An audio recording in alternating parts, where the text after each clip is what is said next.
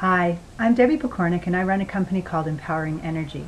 I've been doing a series on my family booster shot cards, which I created for families to help them come up with fun, easy, inexpensive ideas for turning family time into quality time. The card that I have chosen today to tell you about is called Playing in the Gap.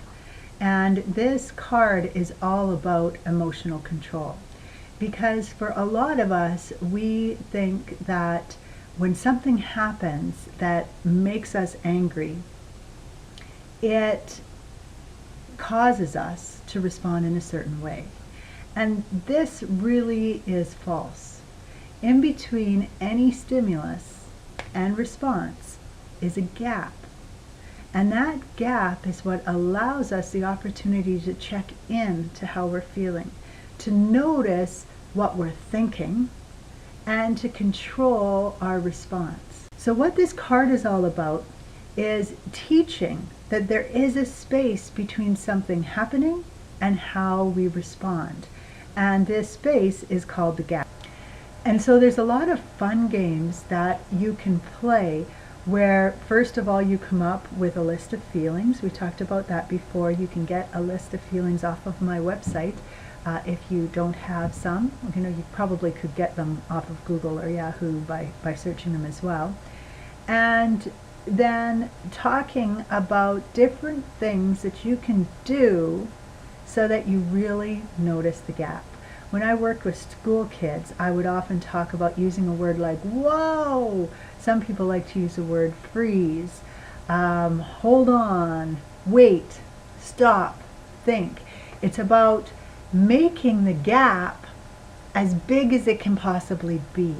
So instead of feeling like somebody does something and you're instantly angry and you instantly respond, your job is to try to make that gap as big as it can possibly be so that you can control the way you respond. Now you might still decide to respond the same way.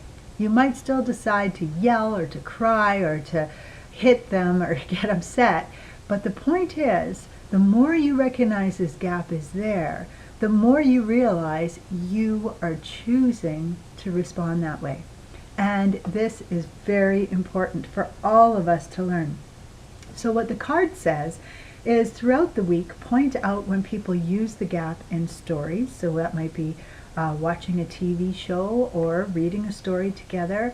You might be sharing something that happened to you during the day, and you might say, "Oh, no, I used the gap there. Can you tell where?" And talk about how angry your boss made you or how frustrated you were when that guy cut you off. And by doing this, you're starting to create awareness that this gap is there and what you can do in the gap. If you're not familiar at all with the gap, I have done a video on self-control, and you can certainly learn more about that there.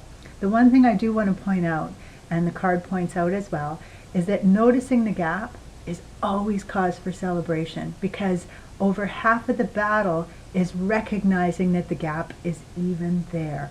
And that's not always an easy thing to do.